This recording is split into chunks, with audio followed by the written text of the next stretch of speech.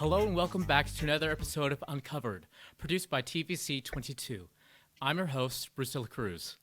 Today with us we have Mathieu Lafleur to talk about the May 2020 gun ban introduced by Justin Trudeau last year. Mathieu, how are you today? I'm good, thanks. Thank you again for making your time to speak with us today. My pleasure. Of course.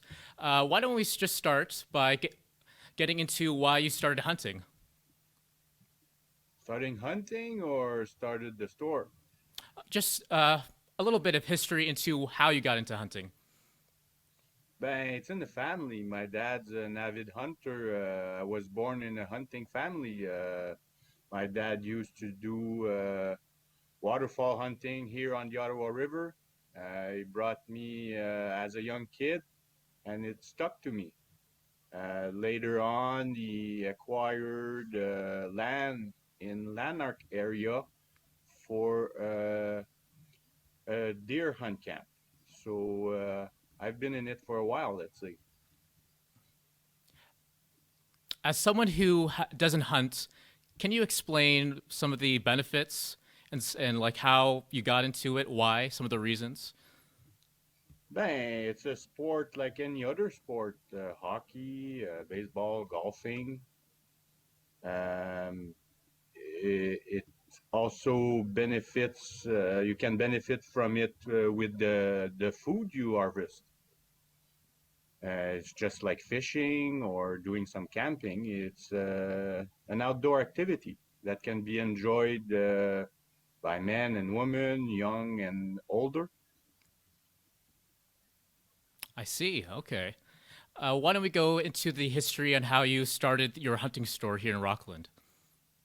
We opened the store in October 2012. Mhm. Um, from scratch, it was an empty spot here where we are, and we went with the Pronature brand, if you want, and we've been at it since. So me and my wife opened this store, like I said, in October 2012. And what were the reasons that you wanted to open a hunting store? There was a big void between Montreal and Ottawa. There wasn't any hunting store in the Clarence Rockland or Alfred Plantagenet area, uh, or even if we go a bit more south, Castleman, Embrun, Saint Isidore area, or Prescott Russell if you want. Uh, so we wanted to fill that void, and it was a challenge that we decided to go with. I see. So, speaking about filling the void, how many customers do you see, let's say, per week? It varies a lot with the seasons. Presently, it's turkey season. Turkey hunting started last Sunday. Um, Next month, it's gonna be a fishing opener. So it varies a lot. We are a bit less busy, let's say, in the winter. Yes, there is ice fishing and other sports like snowshoeing and stuff like that that we cater to. We can have anywhere between, let's say, 20 to 100 transactions per day. I see. Okay. Pedaling back a little bit, you said that you and your wife own the store together, correct? Yes, we do. Do both of you hunt regularly? I do. Deana has her hunting permit, firearm permit, restricted firearm permit, just like me. Uh, she's not an avid hunter. She likes fishing. She comes and fishes with us and the kids. We go camping a lot. We're seasonal at campground in Alfred, so it's close to the store. Um, she was a girl guide, if you want, so that's outdoor activities again. Uh, so we try to give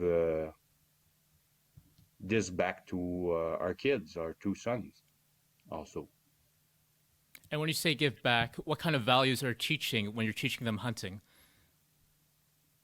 It's a way of preserving nature. You're showing them that there's other ways to get food, uh, and there's preparation before the hunt, a lot of months before the hunt, and to prepare the area where you're gonna hunt. After, you gotta prepare yourself. You gotta make sure you have the proper clothing, the proper equipment to be able to harvest the animal. So, from the way you're describing it, hunting takes lots of preparation, and this is just more than just shooting any animal, correct? Ah, for sure. How can I say? Like any sport, there's you need to practice. You need to get in shape for it. You need to be in the zone if you want. Um, some people do it for fun only. Um, some people really do it to put some food in the freezer for the winter. Um, so it's a way of life if you want. Uh, there's different ways, like I say, to get food in the freezer, and that's one way we chose, if you want. I'm not saying that I'm not eating chicken, beef, pork, and other stuff, but any chance we get, we'll get some fish or a deer or waterfall or maybe a turkey in the next few days. So, what you're saying is basically that you'd rather have deer than McDonald's on any given day. Oh, yes, for sure. Perfect. Yes. So, let's go right into what Bill C-21 states. I do have a list of some of the firearms that were banned in May 2020. I'll just read through a couple of them. Yes. Here we have the M16, the M4, the Ruger Mini 14 rifle, the Yeah. M14 rifle. Yeah. All these rifles, you know probably some of them at least, right? For sure. I And probably sold some in the store too, like the AR-15. We've sold quite a few of those before the ban. Minister Bill Blair describes these rifles as assault style rifles. Would you agree with that statement? No, assault rifle were banned in the 80s, so Okay. there's no such thing. And so Assault these rifle rifles, are go ahead. automatic rifles. The rifle you were stating, they're semi-automatic rifles. I see. And so these rifles, what would you be using for the, or your customers? They're mainly used for sport shooting. Um, there's a lot of people that buy firearms, and again, it's not for the sport of hunting; it's for the sport of shooting. Just like you see in Olympics, they do the skiing and the shooting. They have a gun on the back of their back, and they stop at stations and they shoot on targets. Some of those guns were even on that list. So going back to what you said that shooting and hunting was a culture and a way of life, do you Yeah, feel definitely. that this is that all these guns being banned have negatively affected how you live? Not yet. Um, it sure it scares a lot of people because it can take away, how can I say, uh, liberty of buying different style of firearm. Most of their firearms have been banned by looks. Um, most of those firearms are called black rifles, if you want, or black guns. Um, you have the same internal components as other guns that weren't banned, but because they look bad, they were banned. So there is a different impacts towards that. Um, so that's my answer. So, with all these guns being banned, how hard has your business been hit? How hard? Let's say there's a lot of those guns that were bought mainly for sport shooting, and some of them were on that list. So now we can't sell them anymore because, like I said earlier, they look scary. Um, a sports car is dangerous, and they're not banning them. Uh, so why would a pimped up gun be banned because it looks scary? Right. That's what I think. Some people are Um, saying, oh, go ahead. no, go. Some people are saying, legal gun owners are saying that there was a lack of communication between the government and legal gun owners when deciding these laws. Would you agree? Yeah, yes, I do. I do agree.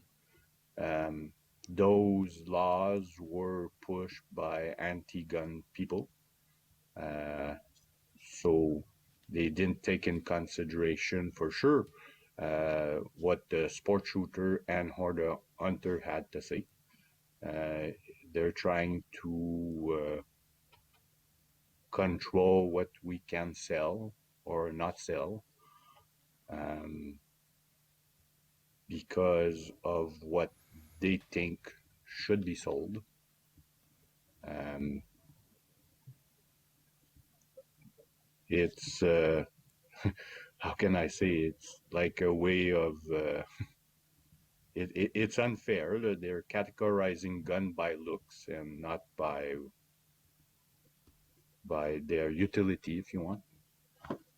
So all the legal gun owners mainly use it for hunting and for fending off predators in rural areas. Would you say that's correct? Yeah, and again, I'm going to repeat. Uh, there's a lot of people that own guns that don't hunt. It's just for shooting at the gun range. We have a gun range in the area. There's over 1,000 members, um, and a lot of those people are just sport shooters. So they go with their family like we go hunting, and they go at the range and they shoot on targets. I So see. Yeah. it does affect, how can I say, the families that do those sports. I see. Yes.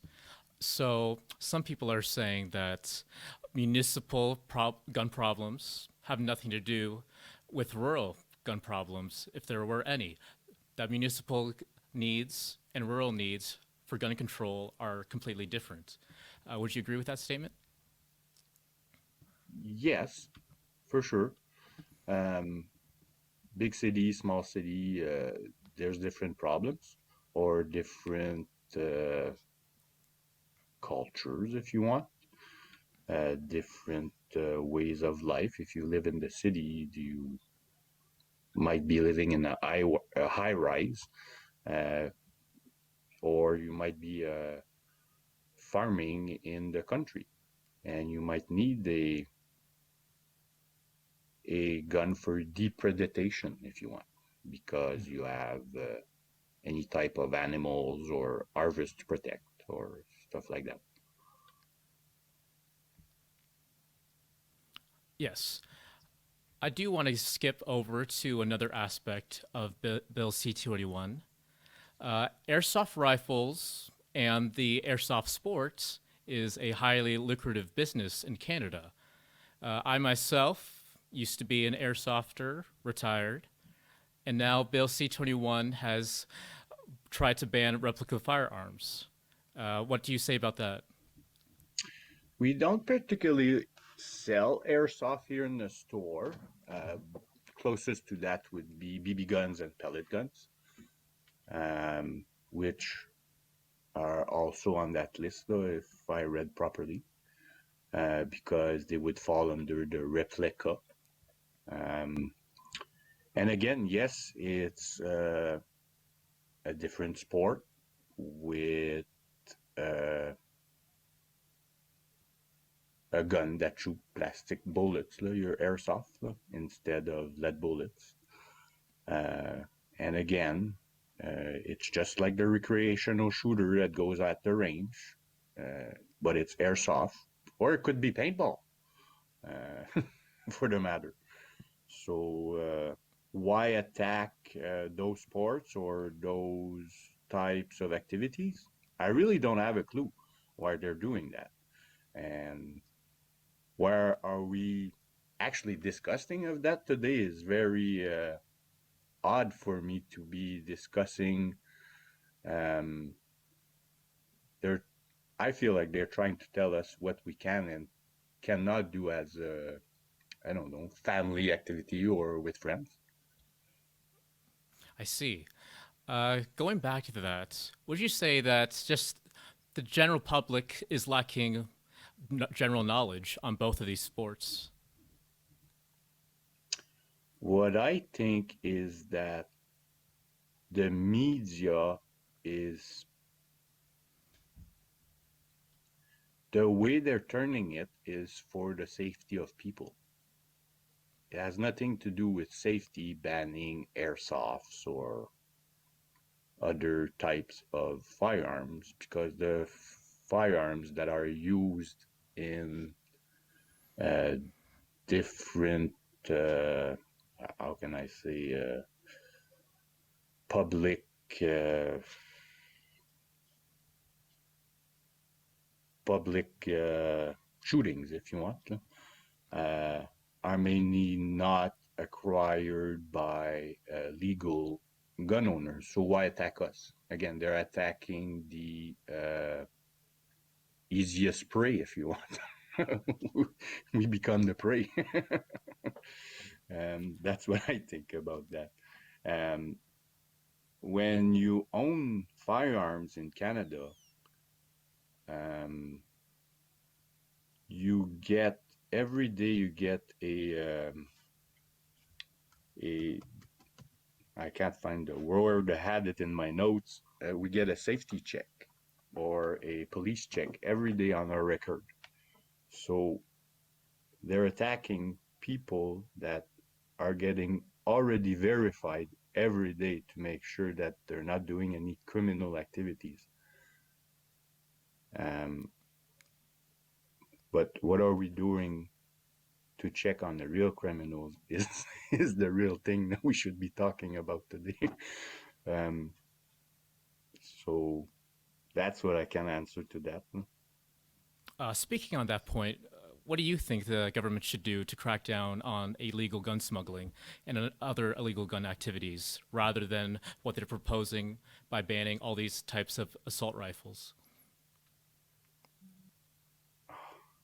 People should be taught more about uh, the how can I say, how to be safe with firearms, and then to try to scare people away from firearms.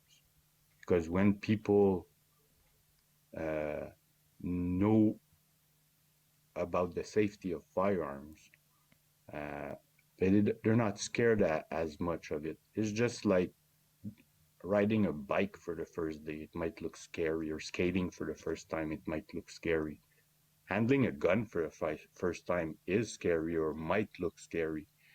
But again, if you would be, um,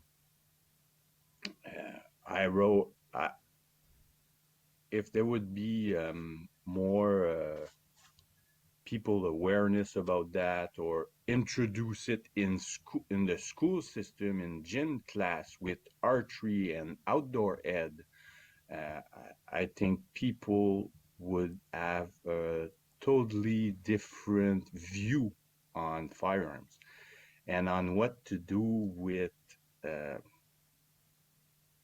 illegal gun owners and stuff like that. That's a totally different aspect. It has nothing to do with legal firearm owners. So I don't even understand why we're targeted on this bill. I think there should be more money put uh, into mental health and stuff like that to take care of sick people. Um, I really don't think that the government is touching the right point there or aiming towards the right people. Um, I hope that helps or is a good answer for you guys, but that's my answer. Uh, and we are in a rural area, and I don't think there's a gun problem in our rural area. There might be some in bigger cities like Toronto and stuff like that, but that's a whole other thing. You can have thousands of laws, but those criminals don't care about laws. So why would legal gun owners need to have stricter laws when the problem doesn't come from them? So, from what you're saying, you don't really think that this bill and the banning from the government will have the desired effect of decreasing gun illegal activity? No, not at all. When's the last time you heard on the news legal gun owner went on a rampage? Never. It's not what you hear. It what you hear is someone with mental health issue uh, uh, put got their hand on a unregistered gun uh, that was acquired. We don't know where, probably on the black market somewhere, and he did a crime with it. So why again touch legal gun owners? I don't get it. I see. Well, Matthew, I want to thank you for your time Yes, and yes, for joining us today. it was my pleasure. Um, and if if how can I say um, the CCFR, Canadian Coalition of Firearm Rights, even have a show on TV, or you can check their Facebook page and stuff like that. And they really have the facts. And it's not what we hear on TV from the media. It's really the facts, and they're talking for the legal gun owners here in Canada. Uh, so if people want to learn more, even if they're not into the sport, uh, this comes from our community, not someone trying to uh, diminish gun violence or sees guns as a bad thing. You, so I think that CCFR is a very good resource if people want to understand a bit more what do legal gun owners do here in Canada. Perfect. Well, I think that's all the time we have today. Thank you again, Matthew, for coming on. Our pleasure. Come and visit us at the store. There's all kinds of sports that we can show you to enjoy the outdoors. Perfect. Thank you. Have a good day. You're My name welcome. is Bruce Cruz, and I'm signing off for Uncovered, produced by TVC22. Please check out our Facebook channel and our YouTube channels. Have a good day.